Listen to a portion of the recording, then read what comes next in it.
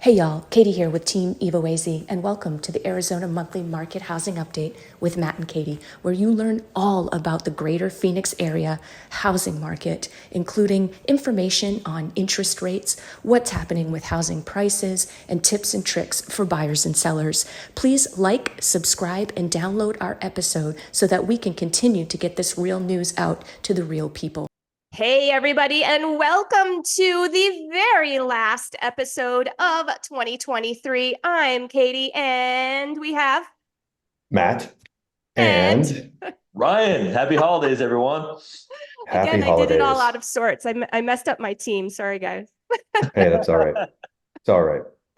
So let's dive right into it. As you guys know, if you've been following us for now 3 years, we have been doing this podcast for 3 years now, coming to you guys every month and giving you the hyper local statistics from right here in the Phoenix area market. We have Ryan Gilliam with Waterstone Mortgage on with us. As always, Ryan, what's cooking with rates? There's been a lot of excitement. There has, yeah. I think a lot of people in the real estate and mortgage industry will be glad to say goodbye to 2023. Yeah. As we discussed, last month on the recording, this was a year where we hit 23-year highs with mortgage rates, and that was in October. Conventional rates on 30-year fixed were around 8.25. So that was tough to quote that. There's a lot of sticker shock going on there, but so many Wow. industry experts are very optimistic for 2024, mainly because we saw such a big drop in mortgage rates over the past 60 days. And all signs are really showing that we'll continue this throughout 2024. One major reason for this, we're continuing to see inflation drop.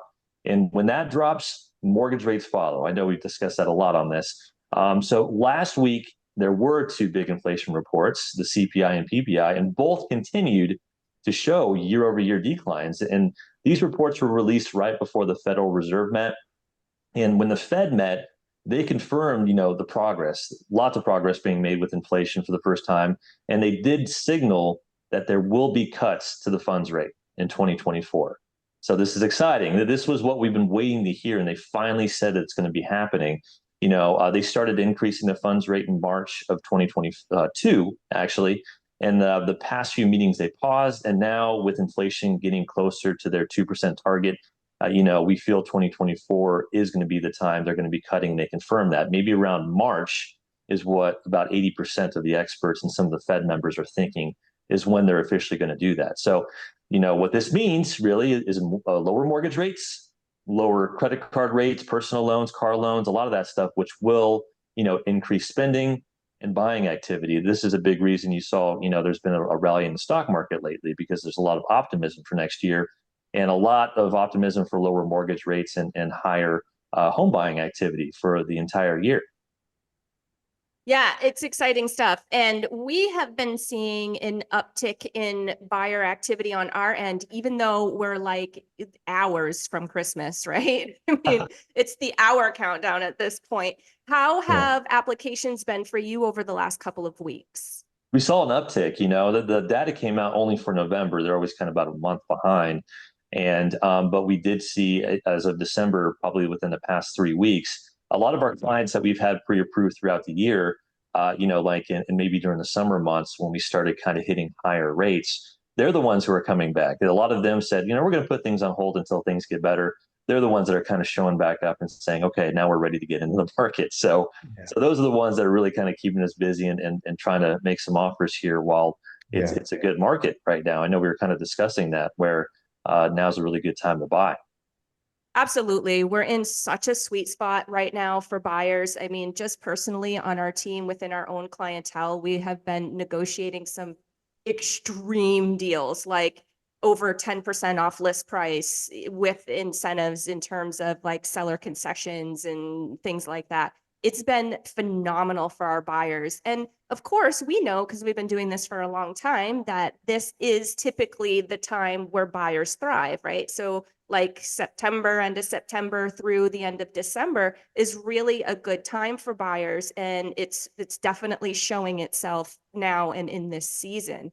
A question that I got just yesterday in one of my groups online or on Facebook is, should we be concerned about this rapid decrease with rates? And I'm going to let you answer that, and then I'll tell you guys what I said to her. But my initial question to her was, or my initial comment, was that depends on are you a buyer? Are you a seller? Are you a renter? Like, it kind of depends. So what's your take on that? Yeah, my take on it, it's good all around, because we see a lot of people who want to sell right now, but they're nervous to sell because they have such a great rate on their current home. A lot of people say that they're rate locked on their house where they just don't want to leave that, 2 to 3% right now.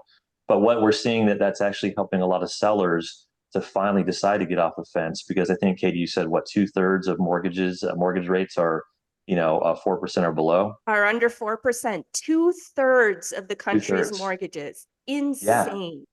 So Yeah. as we approach that, as we get closer, because a lot of industry experts feel by the summer we could be 0.5% to 1% lower than where we're at right now.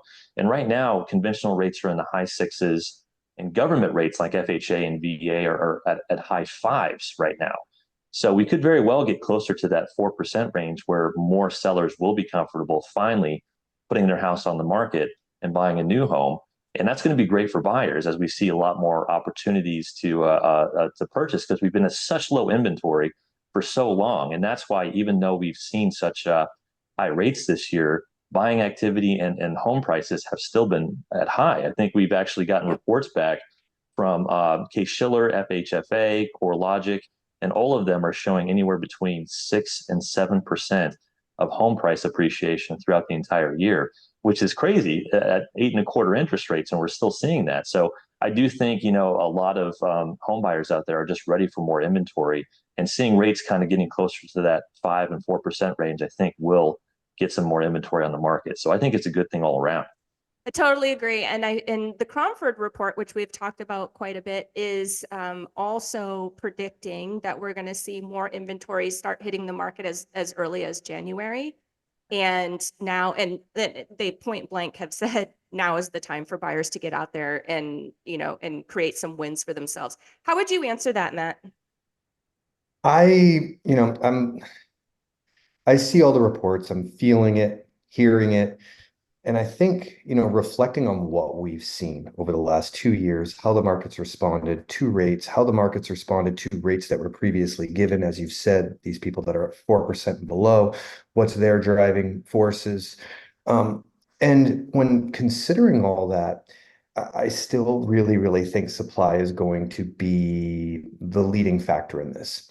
And I think what we've seen is there's really no perfect runway, whether that's for landing or taking off. And like you were even saying, like, hey, yeah, all of this, all of a sudden we see rates drop.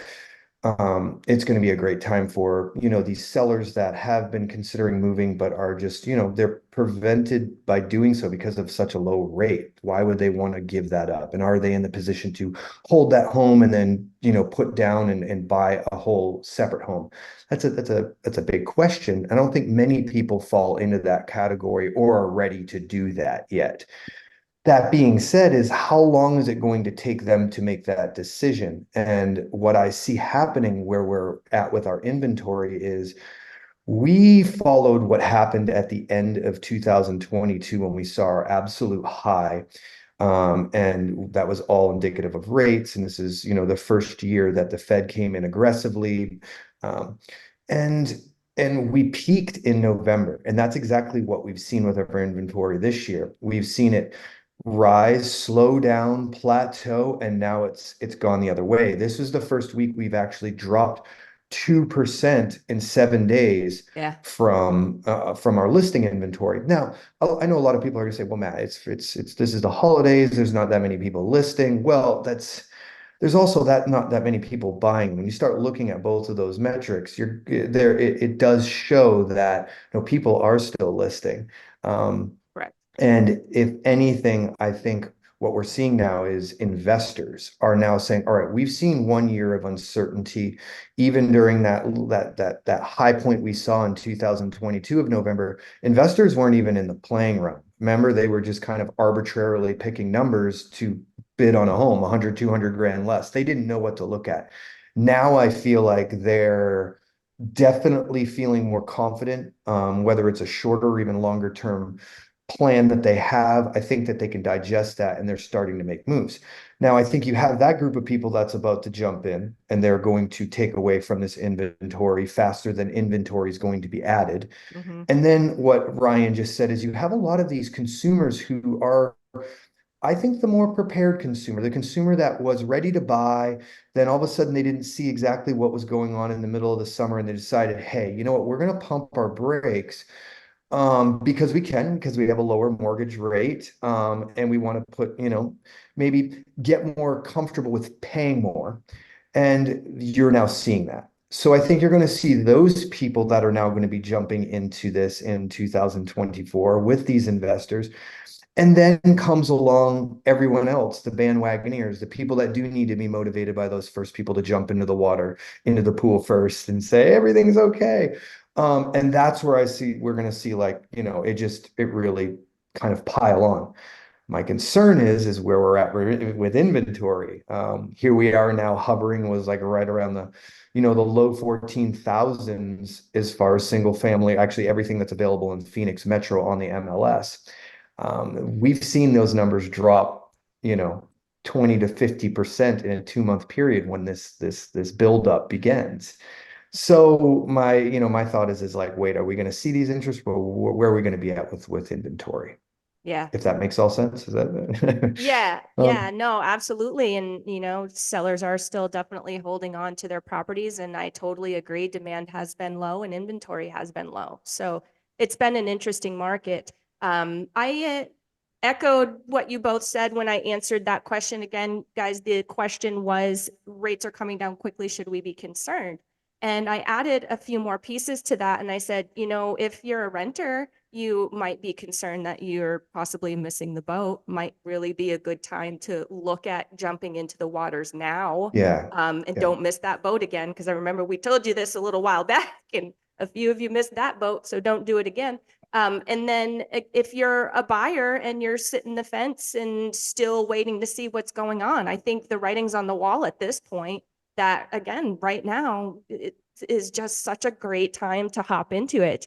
Another sort of question, sort of conversation that I've been having is with these homeowners that are saying, we are one of the 2/3 that are 4% or under, and looking at purchasing a new, like we've outgrown our current home, but looking at purchasing a new one is, with these interest rates, it's kind of weird, yeah, to make those numbers work. And the conversation that I've been having with a lot of them is doing what you and I do, Matt, and that's keeping your property, keep that mortgage, and then go and find your bigger home and get some cash flow off of that rental. yeah, So either one of you, I know Ryan, you can speak to what financing looks like to that. Or for that, I think that's really important for people to know. Okay, I'm jumping into it for the first time. I'm going to be a first-time landlord.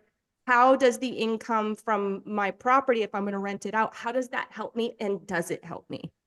Yeah, yeah. I've worked with so many people throughout the past 20 years I've been doing this that have really been focused on building a portfolio in real estate. And I've seen them, 20 years now looking back and just seeing, the equity that they have and the rental income. It's so great to see. So it's not for everybody because it can be difficult, because when you actually purchase a home as an owner occupied property, you do have the option of buying with either 3.5, or 5% down. It's a low down payment. And the only requirement when you do that is to live in the house for 12 months. You sign kind of a document saying this will be owner occupied. I'll live in it for 12 months. So once that period is over, you can purchase a new property for that low down payment again, usually 5% because you're buying another home. So we've had clients, as I said, who've done that almost every year. So it's not for everybody because people, they get settled in. The last thing they want to do is Move. Yeah. move out again. But, yeah, if you're really focused on kind of finding that right house and building a real estate portfolio, it works. And to answer your question, Katie, what you're able to do is when you vacate that property, if you have a renter lined up and a lease agreement executed on your vacating property, we could use 75% of what you're getting for rent as income to offset your mortgage. So a That's lot of that awesome. time, yeah, because you bought it as owner occupied, the rates are lower, down payment is lower. Even 75% sometimes covers the entire thing. So it's Even almost like you more. don't even have that even more. Yeah. So it's almost sometimes like you don't even have that debt, have a little bit of extra income coming in, and it allows you to continue to buy and build up that portfolio. So with rates being so low as they were in 2020 and 2021, a lot of people have elected to do that to keep their low rate, buy a new owner occupied property and rent out their current one to start building investment portfolio. So yeah, we're seeing that. It does work. Matt and I have done that for years and years, as you know, Yeah. Ryan. And the trick is to be a minimalist. Don't have a Correct. lot of stuff because you're going to be moving a lot. It's funny because we'll have Well, people come over to our house and they're like, dang, where's all your stuff? Well, Matt, well, what's your take? well, and I think the other thing that when you had this question and someone said, should we be concerned? Concerned is such a subjective word. That means what's one person's concern to someone else's concern is so different, especially when you look at how many moving parts and how many different individual things are there to be concerned about when purchasing real estate. So I think the big question too is like, well, what's your concern? Well, Because what are you once concerned again, about? Yeah. correct, because your concern could be vastly different than my concern, Ryan's concern, or anyone's concern. And I think that's the biggest question. I think people like to hang their hat on concern because it will obviously give them the reason not to take that risk, not to take that next step. And I'm one for, especially if you're under the age of 40 and you're trying to build wealth, obviously you don't want to be risk like going to the casino. I don't think you can build a living off that type of risk. But I do believe a Depends on who lot you of the are. risk that we're talking about right now is, it's very much measured and there's ways that you can mitigate that risk. The big question is, are you ready to take on that responsibility and the life change? And I think that's the biggest thing for most people. It's like, you get comfortable doing something, you dream about all these things you want, and when it comes point to, make that decision, you're like, oh, I don't know if I'm ready. So I'm going to hang my hat on concern. I feel better about that. And that sometimes stinks because, the media and everything else gives us all these reasons to be concerned. We're inundated with reasons to be concerned. And there's not a lot of information that's coming that comfort blanket to say, well, wait, let's look at this a different way. What are we really concerned about and how can we address this? And to what you were saying on the other side of this being minimalist, I think that, obviously, once again, it's subjective to how you are, but I do believe that being a minimalist or minimalizing your way of life is removing clutter, removing chaos, kind of applying a little bit more order. And I want to say do that because I think what we had to do to purchase, especially at the beginning stage, I remember it was nerve-wracking to go buy a Yeah. home, knowing we needed to do some remodeling to it and then hang on to this other as first-time landlords, knowing that the cash flow wasn't huge and there could be expenses and all these what ifs. It forced us to live below our means. Once we made that decision, it was kind of like, all right, we could go keep living beyond or however, but it made us become more responsible. And as you keep doing that, then you start to realize, whoa, this is actually so much, there's more order, there's less chaos. I'm actually more comfortable, I'm less stressed. Yeah. Then after a Ding, few ding, years ding. of doing this, you're like, holy shit, like this is amazing. And then you're like, okay, that was absolutely no brainer. Let's double down on this. You're not as concerned. You have a formula, you have a plan, you can kind of, objectively, walk this path. And I think that's what a lot of people need. So sometimes just making that decision really doesn't have anything to do with buying the house. It's just really kind of turning that chapter in life and really kind of leveling up on so many different things, mostly mindset. Okay, that's what I got. I love it. And I'm glad that you brought up those very real feelings that we felt when we were first starting out. Me, probably more than you, because I'm the brakes, you're the gas. um, Yeah, but those are very real feelings. And yeah, I think that it's important to acknowledge those. But still, with knowledge and experience behind you, still trudge ahead because I absolutely wouldn't give up those days for anything. I think we yeah, made some really great decisions back then. So thank you yeah. to the gas in my life A for hat and the brakes. doing that. Bef- Before we go, guys, and I appreciate your input on those two trending topics, but before we go, I have a more detailed list of what cities, towns in the greater Phoenix area are in what type of market. I know that we spoke a little bit in the last episode last month about the cities that were in buyers markets, and they're still the same. So we're talking Queen Creek, Buckeye, Maricopa, Casa Grande, Gold Canyon, and Sun City. For your between balanced and buyers, you got Cave Creek and Surprise. So they're kind of like hanging in the balance there. Could go either way. For balanced markets, we've got Paradise Valley, Peoria, Goodyear, Sun City West, Litchfield Park, and Arizona City. Interesting, right there. And then still with our sellers markets, got a lot of East Valley cities here. Chandler, Fountain Hills, Gilbert, Glendale, actually is West Valley.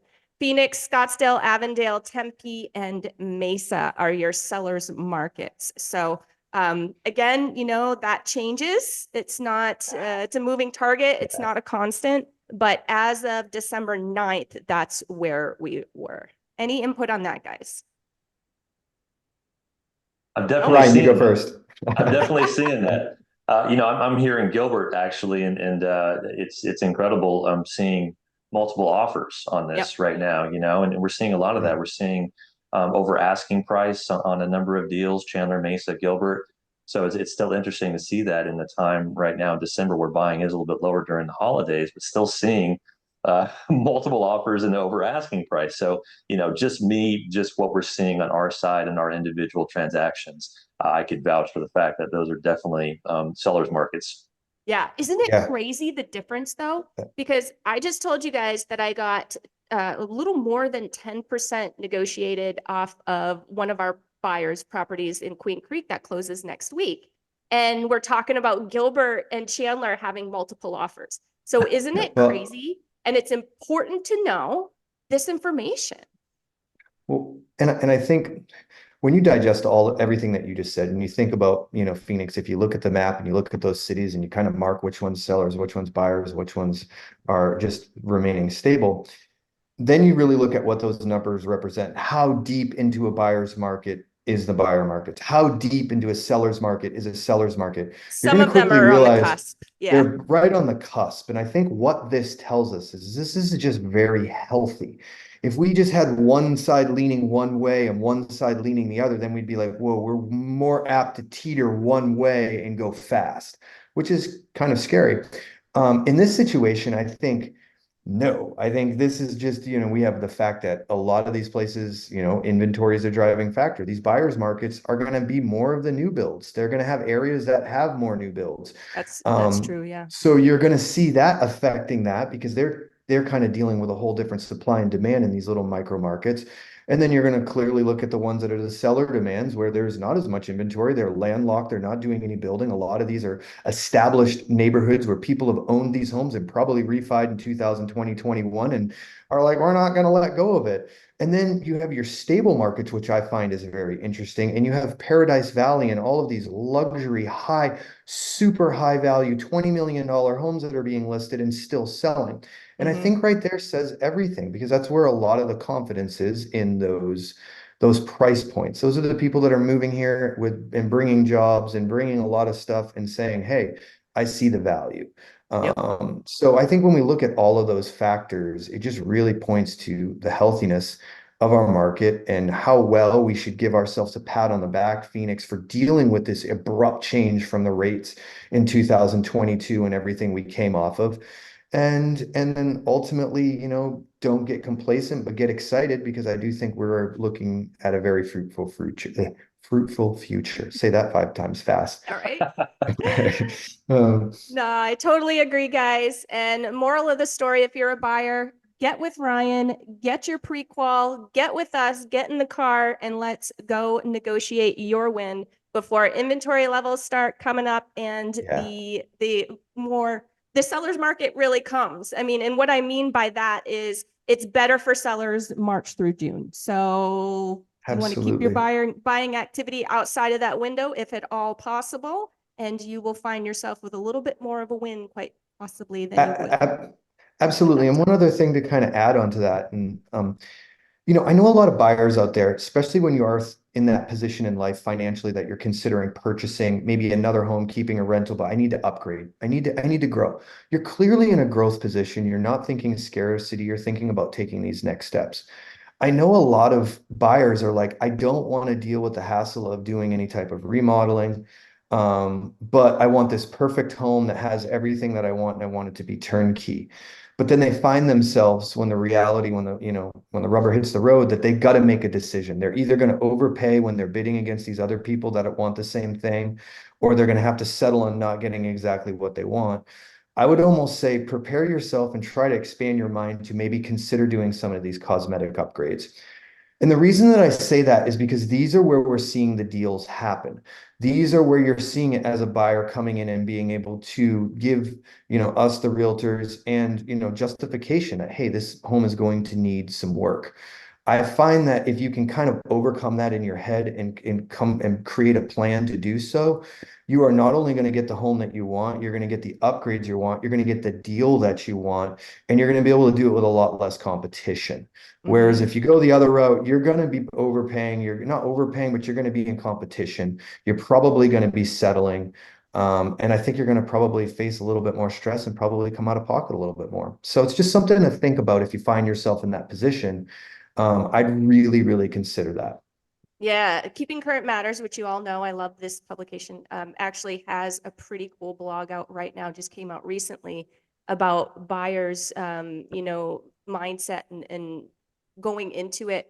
You can a lot of times make your perfect home out of something else. So like getting, get all the bones and everything that you need. But if there's other things that need to be added or changed or, an add-on at some point to get a little extra square footage, whatever it is, like make that plan and find a property that you can enhance Yeah, and make 100%. it your own. So Yep. good news there. And definitely a lot of other people are talking about it. All right, guys. Well, happy holidays to all of you Happy out there. holidays. From Real Estate Katie and Ryan Gilliam with Waterstone Mortgage and my wonderful, spectacular, amazing husband, Matt Lambert, also on Team Evo AZ. That's right, guys. You heard it here. Awesome, Hop on guys. Happy New Year's, and we will talk to you all next year too, right? Yes, in 2024, we will be back in January with more hyper local Phoenix area housing news for y'all. If you want to catch up on some of our previous episodes, and I highly suggest that you do, hop over to our YouTube channel. It is at Team Evo AZ. That is our handle. If you're more of the podcast type, you prefer to listen, your favorite podcast platform, do a quick search for Arizona Real Estate Radio. You'll be able to plug into all of our shows there. We do deliver a ton of local real estate info. So definitely hop on there, especially if you are just getting your feet wet in the whole real estate world right now. So, all right, I guess this is it, guys.